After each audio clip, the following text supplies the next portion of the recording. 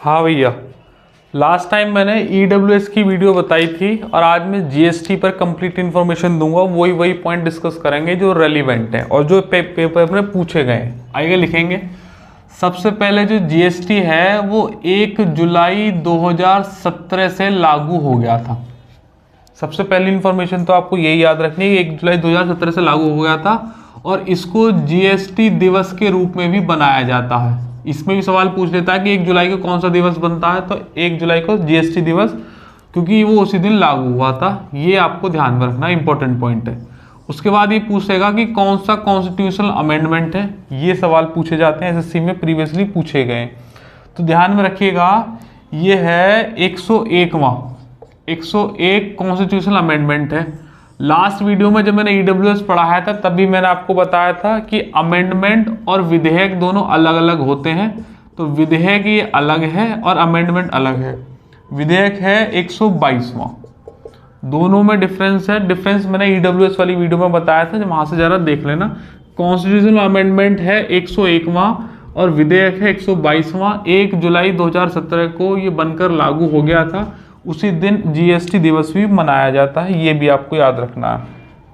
एक चीज, वो कौन सा स्टेट है जिसने सबसे पहले GST लागू किया था, ये सवाल आता है।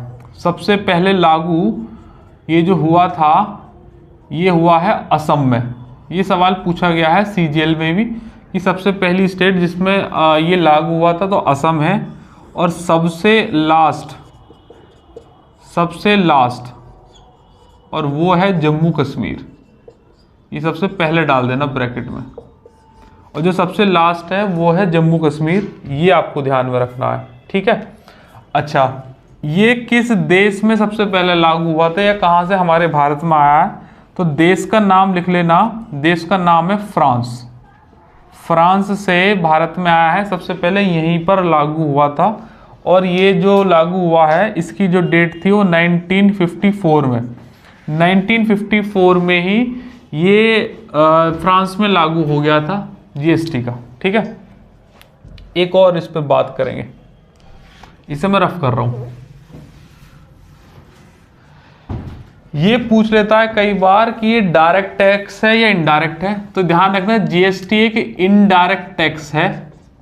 इनडायरेक्ट टैक्स है, हिंदी में लिख लेंगे अप्रत्यक्ष कर। प्रत्यक्ष कर और अप्रत्यक्ष का मतलब डायरेक्ट और इनडायरेक्ट टैक्स की अलग से सेपरेट वीडियो बना देंगे, जिसमें सीधा सवाल आता है कि एंटरटेनमेंट टैक्स डायरेक्ट है या इनडायरेक्ट है।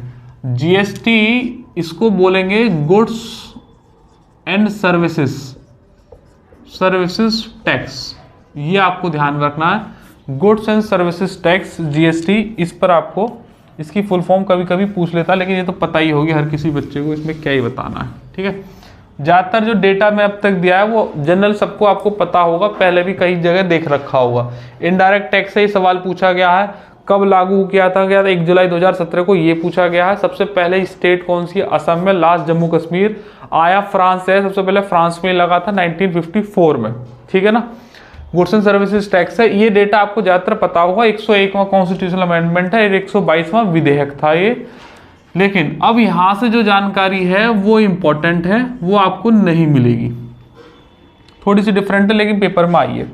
सबसे पहले याद रखना कि GST परिषद कौन से आर्टिकल में है, तो GST परिषद है 279A खंड A में।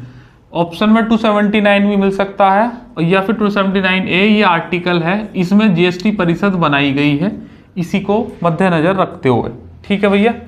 एक बात और ध्यान में आ गई। दूसरा, GST पंजीकरण जो लगाया गया है वो होता है 15 डिजिट का। अगर आप GST का रजिस्ट्रेशन कराएंगे अपने किसी भी छोटे से बिजनेस के लिए भी, तो 15 डिजिट का आपको एक पंजीकरण रजिस्ट्रेशन मिलेगा, जिसका ये पूछा गया है कि कितने डिजिट का होता है, तो 15 डिजिट का होता है। अच्छा, GST रेट क्या क्या है ये और आप देख लीजिएगा। छोटे सामान से लेकर बड़े सामान तक की रेट होती है 5% की और 12% की और 18% की और 28% की। ये आपको ध्यान में रखना।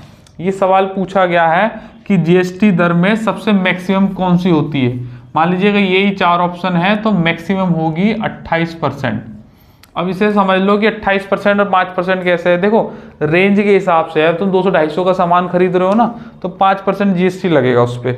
1000 कूद जाओगे तो 12% पे जाएगा, 5000 पे फिर भी, ऐसे करते करते लिमिट बढ़ती गई है इसकी, हर स्टेट में लागू होता है।